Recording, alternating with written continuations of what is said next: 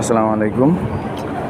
আহ, কালকে নোয়াখালী এবং ফেনীতে সব জায়গায় ত্রাণ বিতরণের পরেই আমাদের টিম চলে যায় ঢাকাতে। আমি আসি আমার ফ্যামিলির সাথে দেখা করতে ফেনী সোনাগাজীতে। এখানে প্রায় রাত 2টার দিকে এসেই পৌঁছাই। এসে দেখি বাড়ির এই অবস্থা, এখন পর্যন্ত এই সেই পানি একেবারে আমার হাঁটু পর্যন্ত, উঠানে আর কি হাঁটু পর্যন্ত পানি। এখানে চারপাশে বিল ঝিল এগুলো তো আছেই। ঘরের এই অবস্থা।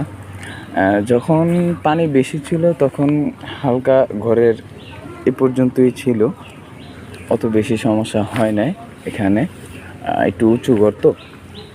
তবে রাস্তার এই অবস্থা, এখন মেন রাস্তায় কোনো পানি নেই, রাস্তার আশেপাশেই পানি।